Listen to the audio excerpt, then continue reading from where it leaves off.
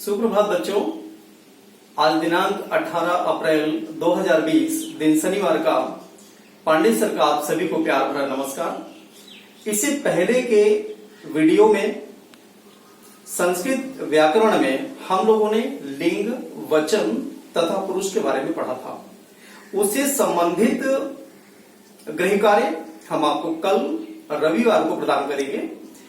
उससे आगे का एक जो टॉपिक है, विषय है, आज आपको हम लकार के विषय में बताएंगे। आइए देखते हैं। लकार के विषय में यहाँ पे मैंने कुछ नोट्स बनाए हैं। आज हम पढ़ेंगे लकार। इसका बेसिक आपको मैं नॉलेज दे रहा हूं, बेसिक चीजें इसकी बताऊंगा, बहुत छोटी छोटी चीजें। लकार क्या होता है? टेंस। ध्यान दें, संस्कृत में जो इंग्लिश में जो टेंस होते हैं उन्हें संस्कृत में लकार के नाम से जाना जाता है। यहां पे सबसे पहले परिचय प्राप्त करेंगे कि लकार कितने होते हैं। तो देखें छात्रों, संस्कृत में लकारों की संख्या 10 है। जैसा कि मैंने यहां पे लिखा हुआ है कि संस्कृत में 10 प्रकार के लकार यानी काल होते हैं, परंतु पाठ्यक्रम की दृष्टि से कक्षा 7वीं और 8वीं क्लास तक सिर्फ आपको 5 लकारों को ही पढ़ना है।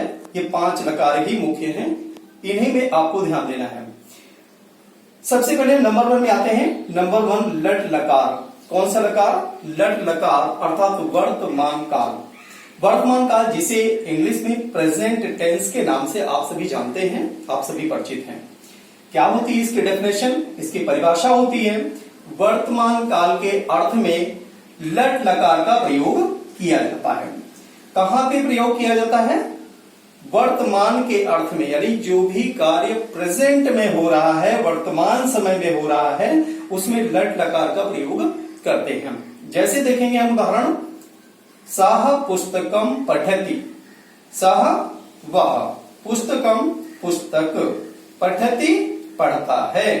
सः पुस्तकम पठति, वह पुस्तक पढ़ता है।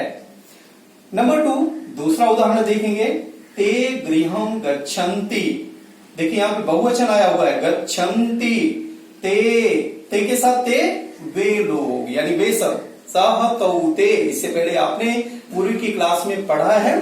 तो ते वे, गृहम घर, गच्छन्ति जाते हैं, ते वे लोग, यानी वे सभी घर जाते हैं या फिर वे लोग घर जाते हैं। अब हम आते हैं नंबर 2 पे। नंबर 2 लंग लकार। लंग लकार अर्थात भूतकाल, पास्ट टेंस। आपने इसके बारे में भी पढ़ा है, पास्ट टेंस के बारे में आप जानते हैं, भूतकाल। देखिए यहां पे, जहां बीते हुए समय का ज्ञान हो। किसका ज्ञान हो? बीते हुए समय का ज्ञान हो। जब हम पास्ट के विषय में बात कर रहे होते हैं, कार्य का यहां पे हो जाना पाया जाता है, कंप्लीट हो चुका होता है काम। जहां बीते हुए समय का ज्ञान प्राप्त होता है, वहां पर लंग लकार का प्रयोग किया जाता है।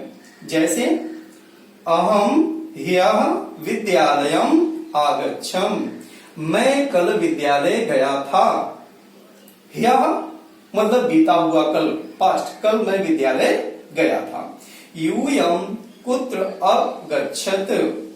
यूयम तुम सब, यूयम तुम सब, कुत्र कहां, अगच्छत गए थे। यहां पे क्या बना? यूयम कुत्र अगच्छत, तुम सब कहां गए थे। तो इस प्रकार से हमने बच्चों लंग लकार समझ में आ गया होगा कि जहां पे पास्ट टेंस की बात की जाए, बीते हुए कल की बात की जाए, काम पूरा हो चुका हो, वहां पे लंग लकार का प्रयोग किया जाता है। अब नंबर 3 में आते हैं लृट लकार। लृट लकार अर्थात भविष्यत काल। भविष्यत काल मीन्स अंग्रेजी में इसे फ्यूचर टेंस कहते हैं।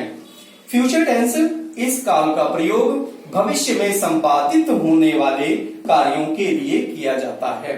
वो कार्य भविष्य में संपादित यानी पूरे होने वाले, वो कार्य जो अभी पूरे नहीं हो रहे, लेकिन हम उन काम को करेंगे, हम उन कार्यों को पूरा करेंगे।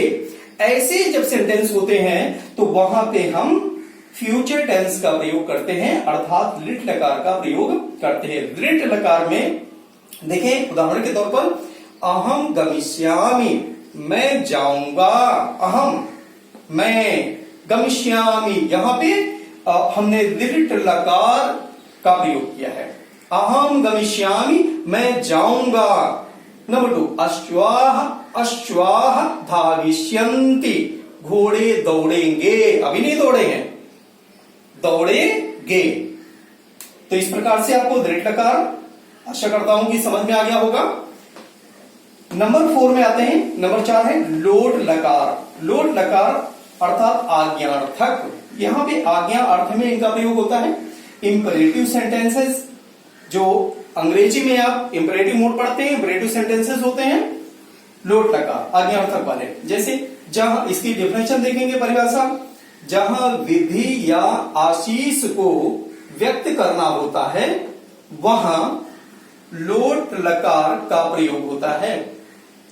विधि या आशीष, आशीष अर्थात किसी को ब्लेस्ड करना, उसे आशीर्वाद देना, उसे आशीर्वचन बोलना, या फिर यहां पे कोई नियम बताया जाए, ऑर्डर किया जाए, ऐसे के लिए लोट लकार का प्रयोग किया जाता है।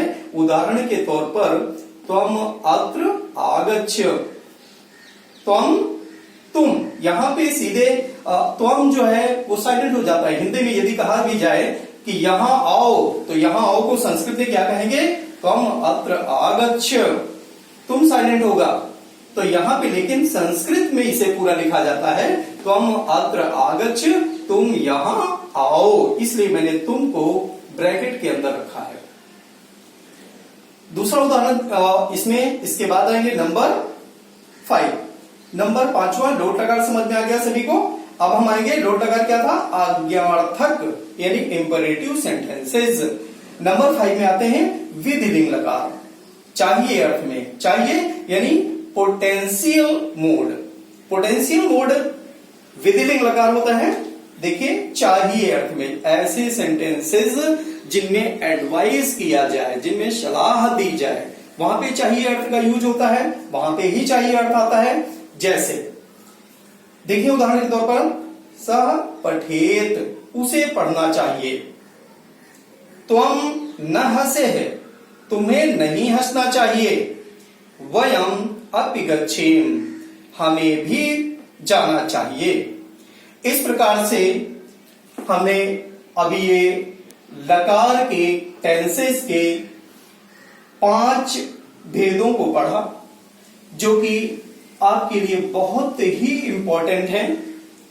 ये संस्कृत में आगे आपको बहुत काम आने वाले हैं, क्योंकि चाहे वो हिंदी से संस्कृत में अनुवाद करना हो, या फिर आपको बुक की रीडिंग करनी हो, तो इन दोनों चैप्टर से, एक तो लकार मैंने जो अभी करवाया है लकार, और दूसरा जो इससे पहले व्याकरण हम पढ़ चुके हैं, कौन सा पढ़ चुके हैं? लिंग, वचन तथा पुरुष। इन दोनों चैप्टर से मैं कल रविवार के दिन आपको गृह कार्य दूंगा। इससे पहले आप इसको अपनी नोटबुक में नोट कर लेंगे और इसे अच्छे से एक बार पढ़ करके इनके बारे में ज्ञान प्राप्त कर लेंगे। आज के लिए पांडे सर का नमस्कार।